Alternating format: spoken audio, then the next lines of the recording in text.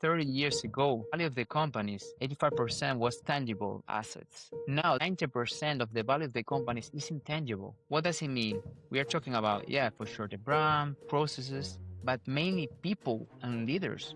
It's the intellectual capital they have inside the organization. That's what we see in all the research, all the new generations coming, and we should have this as a core strategy, having this flourishing in the people and also having this business result. You then create something that is meaningful.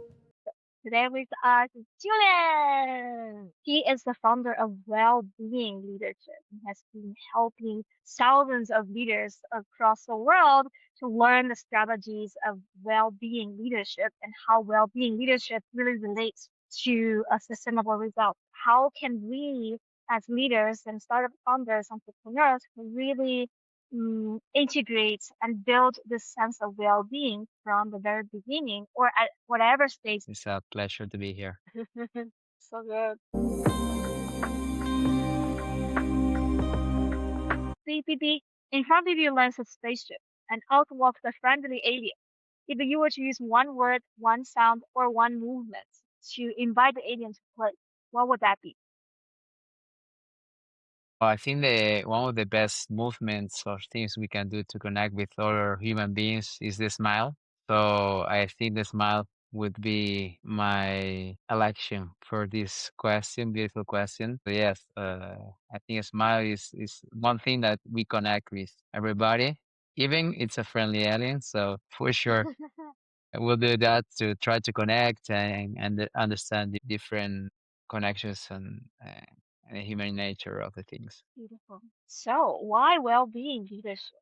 What is the personal stories behind this? But Jenny, this is a great question. Maybe not a short answer, but I think it was, I would say, like more than 12 years ago. I was working with one of my mentors. I was an intern that time. He was the director, developing one of the first well-being models in the world. He was in Spain at that time. We received some awards from the Great Place to Work list in Europe, from the European Agency for Health and Safety. And it was a great successful case. So I learned a lot how to apply well-being and leadership that time. Then I worked for different, big companies, also American companies, as head of HR. And all the time I was applying how well-being can increase, the results, reduce turnover, increase engagement. And then finally, I experienced like a burnout myself. And that for me was, and I see a lot of leaders and people suffering that in companies. That was like a moment that I decided I have a mission that I should teach leaders how to avoid these kind of things and how to increase their well-being also for having great business results and for sure for having a better life. That is very, very important, that mission for me. And that's why this well-being leadership concept. Beautiful. And whenever we talk about well-being, it's usually an association with sustainability, a reduction of burnout because burnout is so real and with the current world pushing us forward and we always feel like the easiest solution is to work harder, is to try harder, is to do more, is to just as if burnout is worthy to be celebrated. It's like, oh, I get a burnout. That means I work so hard. However, it does create some sort of like damages to us. So, in terms of the framework of the well-being leadership, can you share with us what is the core framework of this well-being leadership? What exactly that is? So that's a great question because if we see numbers, for example, the economy, lost more than $1 trillion per year only due to depression and anxiety around the world. So we are talking about huge numbers of the business results. It's great numbers. So the well-being leadership model, what we do is we develop leaders in four areas mainly. The first is self-awareness. So we teach how to increase your self-awareness and also know your strengths, how to put your strengths to impact the organization. I remember some months ago, I interviewed with Richard Boyatzis that he wrote some books with Daniel Goleman. He's a very, very interesting. He has a great book, new book the science of change. He researched more than 50 years on that, an expert in that. And he says that self-awareness is one of the skills that correlates more with successful leaders. So we need to start by knowing ourselves as leaders. The second part is how to embrace emotional intelligence. We need to increase our emotional intelligence as a leader to be as successful at work. For example, we know Daniel Goleman, he says that 66% of success at work depends on emotional intelligence, 33% on technical skills. But if you are a leader, this is more than 85%. This is a huge number. So emotional intelligence is critical to lead better. And we teach that also how to give better recognition to the team members, how to give better feedback, also to develop the talent. The third part is more how can we achieve sustainable results, you know? And we teach how to be a better leader coach. What does it mean? You need to ask great questions. You need to listen powerfully because sometimes leader things that communicate is only asked by asking, that you need to only speaking, you need to ask. So you need to ask great questions and listen. And that's very important. And also align expectations and goals. This is another problem we see with burnout, for example. If you don't align expectations with the people you lead, they can work, you know, never ends, you know. So you need to align what I expect from you. And then it's easier to know what I expect for you as a leader and what I need to deliver. And the last part is the different of our framework from others is how to, you know,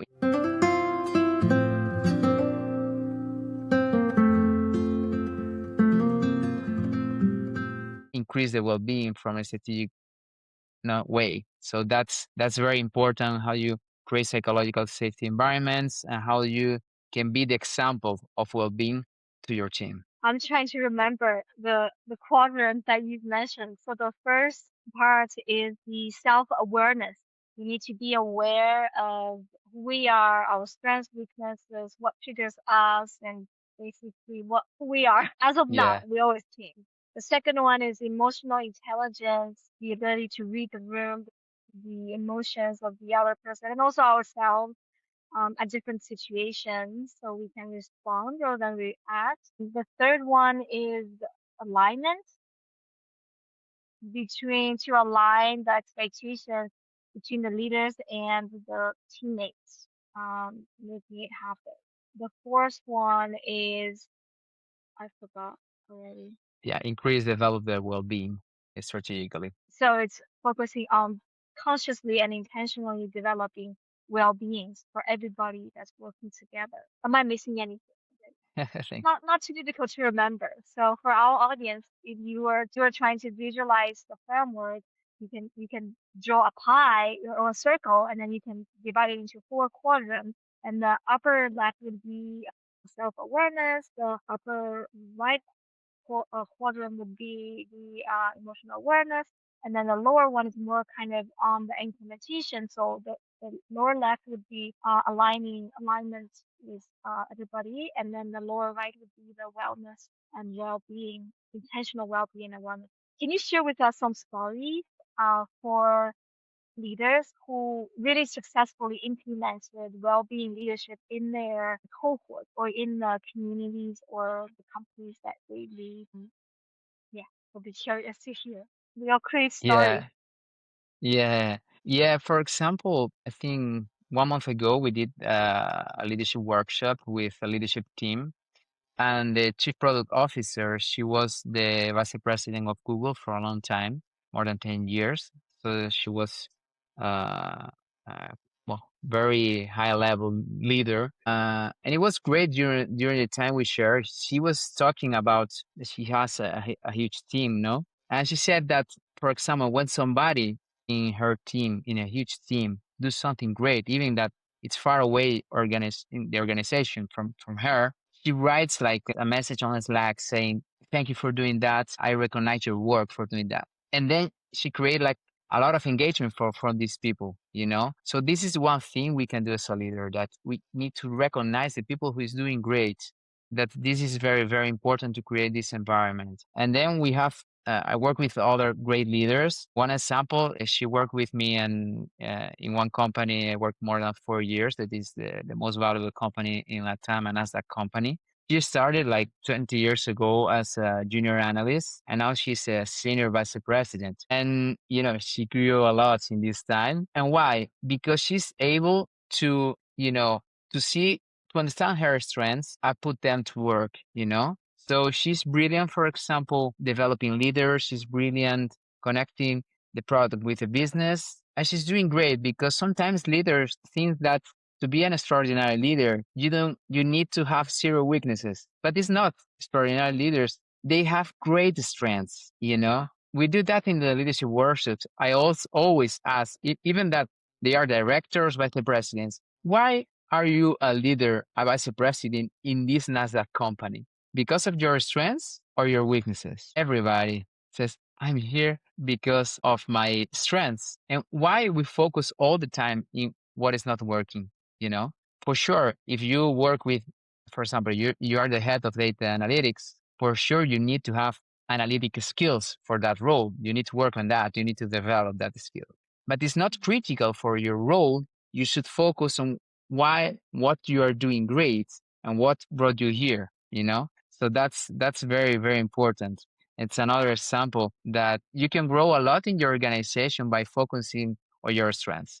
And this is normally difficult for leaders to understand because we are used to focus only in what is not working. So that's something that we need to change inside of organizations. Yeah, I think it all comes back to part of the human natures. Like when we view ourselves, the self-awareness part, maybe there's some biological or research kind of backing this up. It's at least coming from my personal experience, it's easier for us to catch up what's not working and as if it's like the most shiny information that my brain just tends to gravitate to. Oh, this is not working, that is not working. And to be able to focus on what is working, such as my strengths, such as the situation.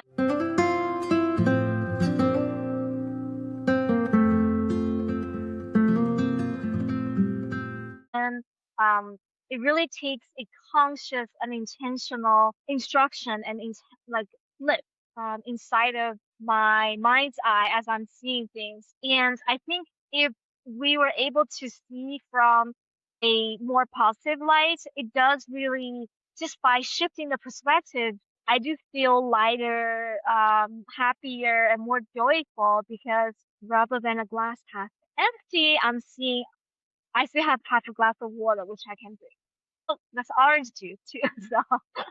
So it's a lot of it's just the power coming from that positive focus. And you're the expert, so I'm gonna ask you more questions. So in a organizational kind of environment, whether it's a startup or a corporation, are there what are some basic strategies that leaders can potentially implement in their environment, the culture, to really start to foster a environment that pro and support for the well-being approach to see the positive, to see the sense, and to align and to make it more intentional. Like what is how can leaders do that? Yeah, this is something, Danny, is a great question because leaders, even if they are in a very high level of, directors, vice presidents, they ask, I want to know more. How can I increase the well-being? Because I don't know how to do that,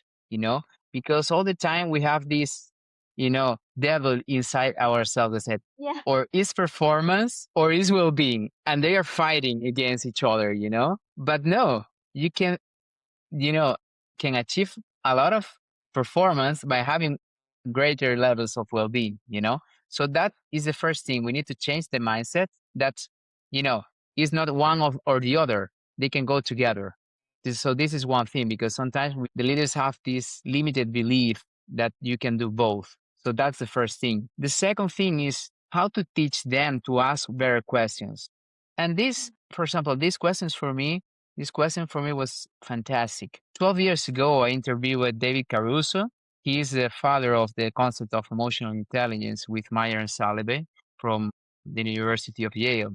I interviewed him for HR Directors Magazine. And I asked him, what is the most important when we think about leadership? And he told me the most important is understand the emotions of the people. And this is extremely powerful because he always said, you need to ask a development question by asking, how do you feel? And this question looks like, okay, but you need to ask and listen the other side because sometimes leaders don't ask people, how do you feel? Do you feel anxious? Do you feel nervous? Are you overwhelmed? Are you happy with your job? We developed thousands of leaders in big programs, more than one time. For example, in the last big leadership program, we have one leader that he said, I had somebody that he was a top performance the last 3 years, all the time, super performing, everything great. And suddenly, half a year, like the performance go down, down, down, down. And he said, if this guy don't change the performance, I need to fire him. Somebody he was doing great in the last 3 years. He did the program and then he asked the guy, how do you feel? And he listened. The employee, he had personal problems, he had some issues at home and he wasn't able to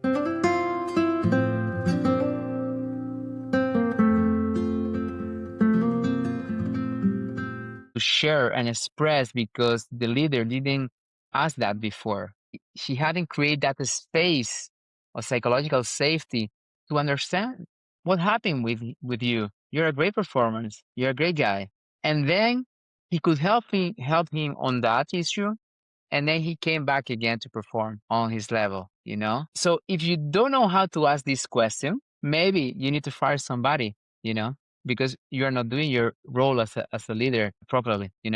So that is very, very important to ask this kind of questions to help, understand how the other side is feeling and how to manage, because then it's easier to put everybody working in their strengths. Then it's easier to align expectations, because if somebody is, another quick question, from 0 to 10, how is your energy? 0 is no energy, 10 is high energy levels. If somebody tell you, I'm in a 2 in the last 1 year, I am exhausted, this person is really close to burnout. And then burnout is not going to be a short period of time, it's going to be a long period of time.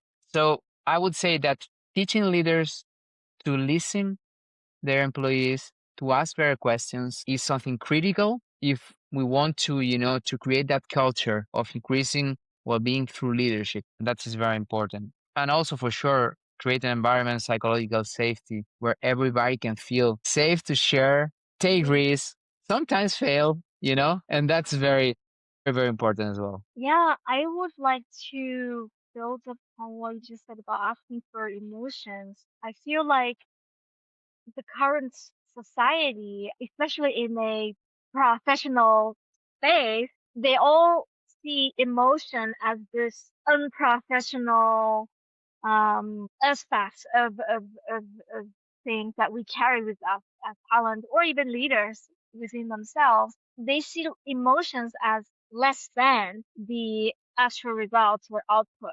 And they see emotions as this like distractors, like, oh, emotions block, block, no emotions. This person displays emotions, bad, bad. So how do we open up at least the opportunities for us to, before we ask these questions, for us to kind of perceive the the role the emotions play in a professional space?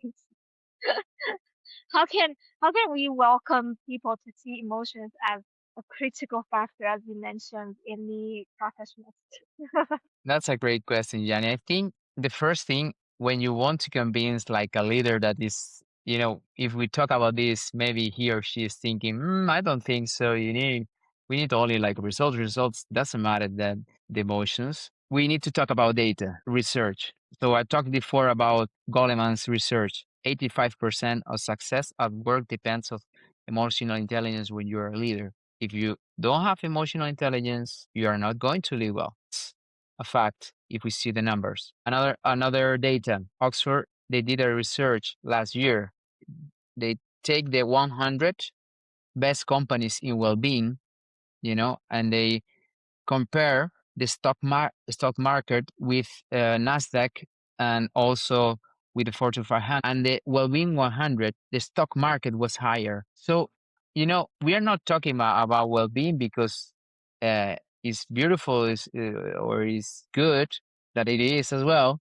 It's because it's very for business results. That's why I like to say that well-being plus leadership is equal to business results, because we know that if we see data, and that's very important when somebody thinks that this is not important. And I will, you know, encourage the leaders who, or the people who want to lead, that is listen us, is to start by putting in practice. Because for me, I do that all the time with leaders. And when you see how they shift, uh, it's fantastic. For example, we were now last month we were developing like a leadership team, and it's really curious because on Mondays I go to work in the same place that they work, so I am there. I listen to them, and we have one of the managers and the partners of the company. He completely changed.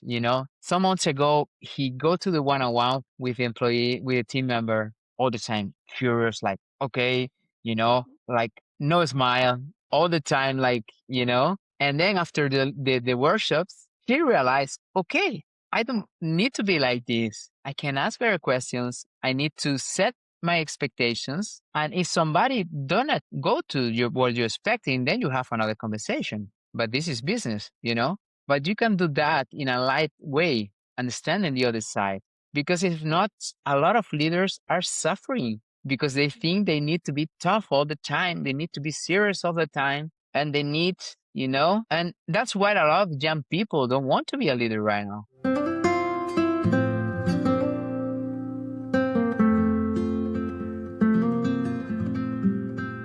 Because they see leadership as something they don't want that. But we need to change the way we show leadership. What worked like 10 years ago, 20 years ago is not working anymore. We have new generations, we have new people on the market, and we need to understand that. And that is very, very, very important. And if you don't try and you go the other way, you will see the results. So it's easier. If you don't believe in data, try it by yourself, and then you will see what happened. The evidence for thought. Yeah. That's great. That's great. And then, so are there any early warning signs if we were, say, we see that the well-being is being compromised? How can we pre-diagnose?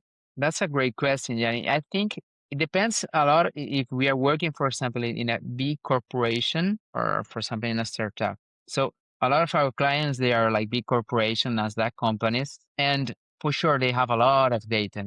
They have metrics from turnover, they have metrics of engagement, they have leadership NPS, they have employee NPS. So you have a lot of metrics. So it's really easy to understand when some team, some leader is not doing great and something is happening, with that team.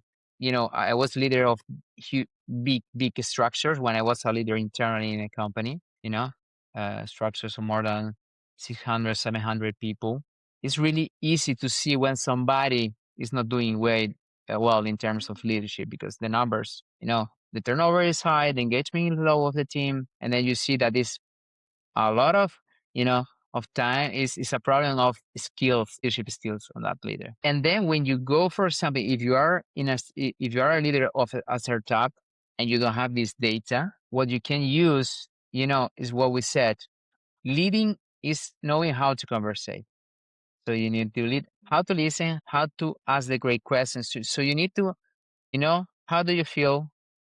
From 0 to 10, how is your well-being? 0, super low, 10, super high, in the last, month, 2 months, 6 months, 1 year. Try to understand. You need to try to understand, because the before burnout is when you are exhausted. So you need to identify when somebody is exhausted. Exhausted means that he or she is extremely tired.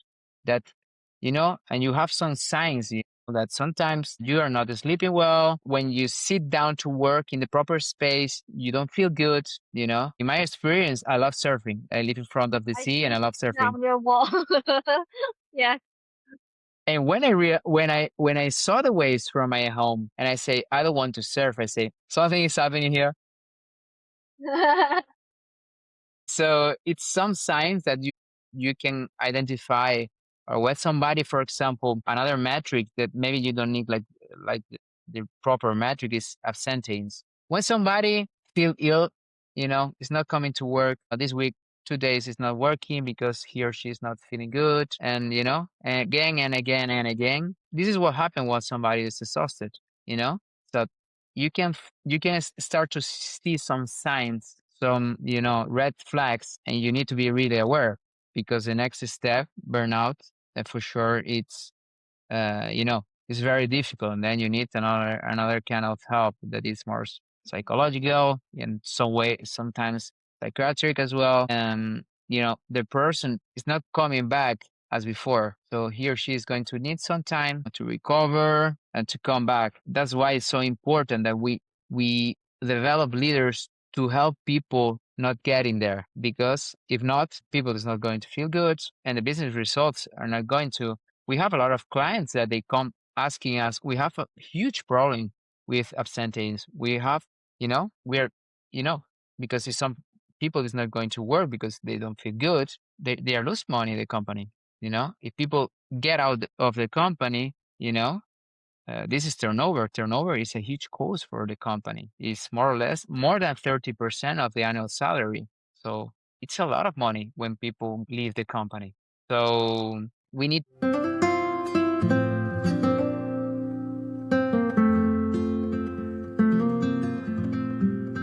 to understand these signs. Can be data or can be talking and understanding the other side. But both are really, really powerful. I'm really grateful that we're talking about well-being in the context of business, because a lot of times when we're thinking about well-being, it's like, us sitting here, meditation or yoga, or just sleep well, drink a lot of nutritious liquids so we can stay awake and so it feels like a more kind of a consumer kind of driven concept. And the way that you are talking about well-being, it is actually very human. And it's like, yes, if we were to come together as a team to work towards the same mission, serve a group of people together, we really need to be well-being. And the well-being, coming from your perspective, is kind of like a state of being. It's a state of being where everybody is able to give all we can when needed to a particular purpose aligned with the goals to drive a particular result. And the well-being is the ability to do that not just one day, not just 2 days, not just even a week, years and years and years on end. I would really hope that this is the ideal, like this is would be the ideal state for everybody who's working in a business space. Because I did hear there's a lot of toxicity and stress and burnout, and also rejection of emotions or lack of emotional awareness, lack of psychological safety that creates a lot of inner turmoil for everyone. And because the space is not safe, so it's not nowhere for them to share that. Even though sometimes companies provide some sort of like employee assistance programs, it's just potentially a inventing space for them, but it's not solving the problems at the root cause level. So I find that a little bit ironic too. So my next question is, if you were to look forward in the next 10 years or so, how would you see well-being leadership play this role at the intersection between business innovation, future of technology, future of humanity, and just the kind of the whole paradigm that we will at this moment be jumping into in next 10 years? How do you see the role of well-being leadership play in that context? Wow, that's a great question. When you were asking, Jenny, I was thinking right in the middle, right in the middle of all the business strategy. I was thinking now, for example, we did.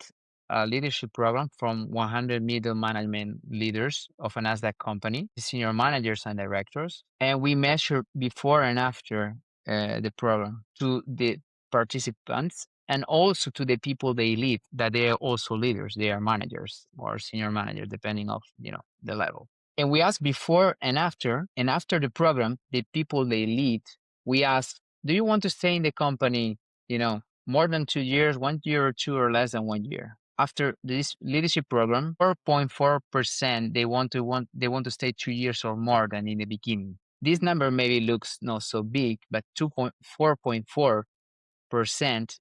This means that you're going to reduce the turnover when we talk about 30% of annual salary of senior managers that they have a huge salary. This is a lot of money because then we need that for more than 100 leaders with similar numbers. We are talking about millions of dollars. So you are doing both. As Marshall Goldsmith said in one video, you are helping, making companies more productive and also, you know, making people feel better. So I think this is the core if we want to think about the future, because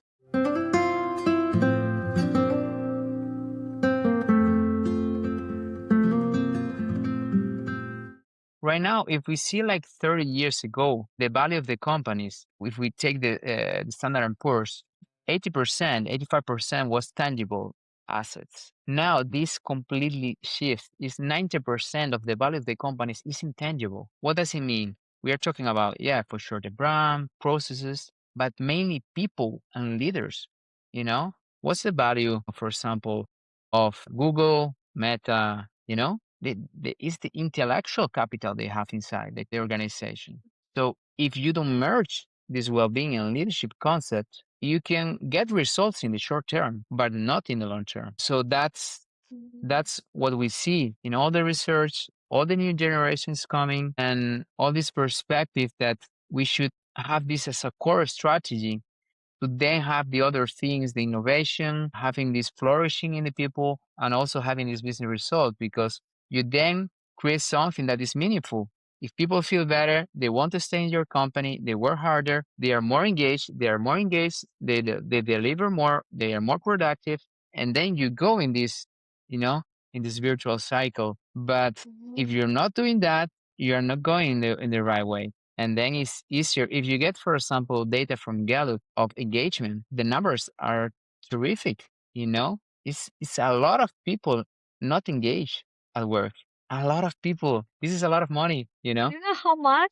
What does the data say? I have the number. I think it's only fully engaged. I don't remember exactly right now because it's three numbers, but I think it was 21%, like fully engaged. Maybe you can check it later, but it's like three parts. People is like fully engaged. Then you have people who is not so engaged at this people that is working, but it's like not working. And then you have some people is in the toxic side, is there, but is not contributing, is like creating not a good culture, not good environment. And again, these people is costing a lot of money to the company, because if you have somebody that is not engaged, he's going to be not a good example for the culture you want to create. So everything starts, we have a huge problem with engagement, mental health problems. We need, you know, we need to take care on that. And if you see some research, well-being has impact also in performance of tasks. In creative performance is more than 30%, you know. If we talk about the engagement, 40%. So it's numbers. Finally, you need to convince the leaders by showing the numbers, and the numbers they don't like.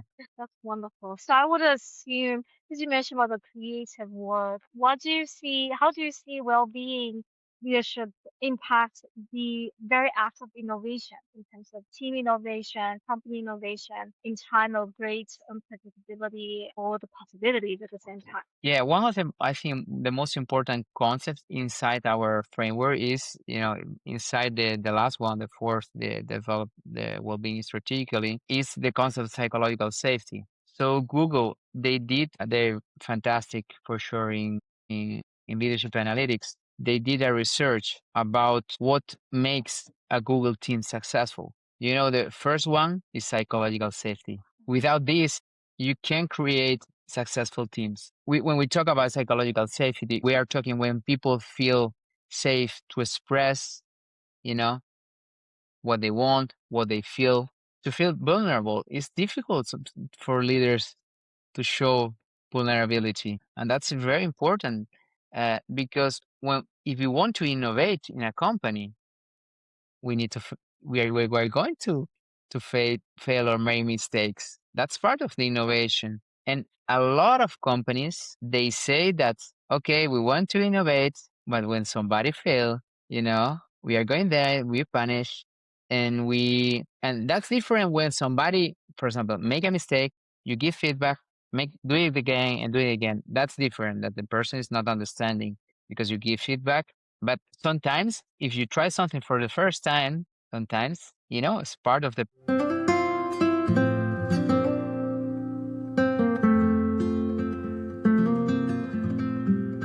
process of innovation.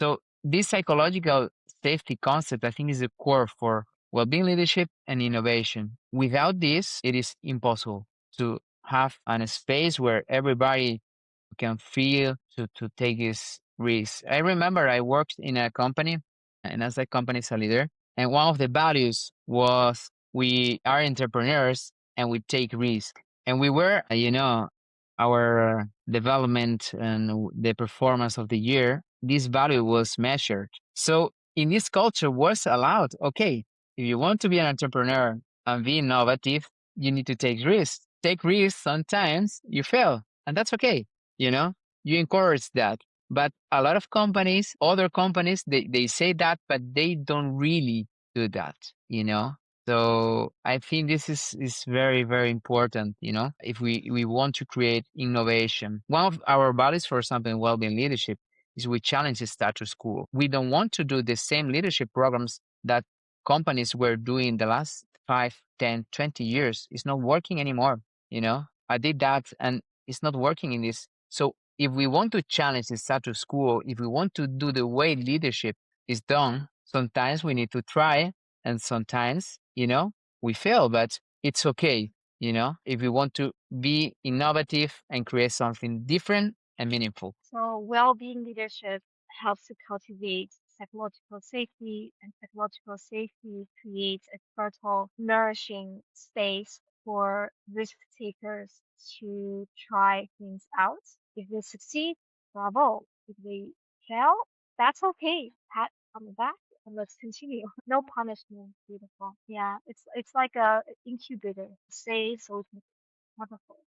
So now let's move to, as we approach to the end of our conversation, Oh, time flies. So if we were to talk about the magic, when you were little, for example, when you were like 11 years old, what did you enjoy creating or playing so much that time disappeared for you? so when I was younger, I loved, playing basketball. But with 11, I started to be a coach of people, younger people. I think 8 years old. It was not so, I was quite young and always loved to develop people. Something that I thought I love more to train people to be a coach than actually play. And then I think this was for me was really important to realize what I want to do in my life. That's why I connected so well with Marshall Goldsmith, who is the number one leadership thinker, the unique two times number one leadership thinker in the world, because I think we love developing people. It's something that's for me so natural since I was young that, and that's a great question because you remember me. You remember that. That's very important. Beautiful. And in your way of growing up and then leading a company now, what role do you think Childlike Wonder play in your path of continued growth and development as an entrepreneur? I think it's essential. I was talking about Marshall.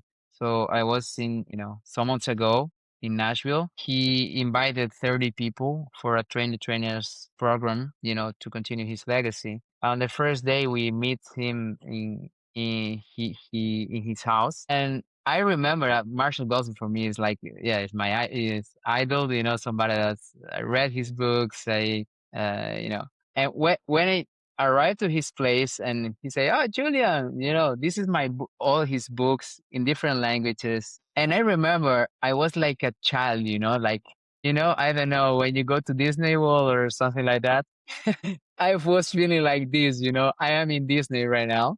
So I think it's very important to have this, you know, try to feel like that in the daily basis, you know, because it's going to be difficult to inspire other people if if you're not having and connecting with these feelings of, okay, I am in Disney, I am going to enjoy I this mean, this, moment, you know? Yeah. I think when I was able to connect great people like you, like all the guests, to me, that's a Disney World for me. If we're able to see so many different interesting faces, hear so many different interesting stories.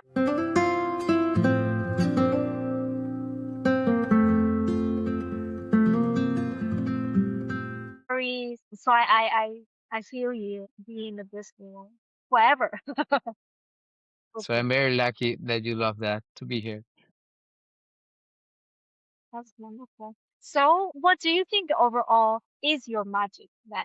As of now, we make sure we always feel. So I would say my main strength, I think, is to inspire leaders, to be in their best version and to try to impact the most as they can.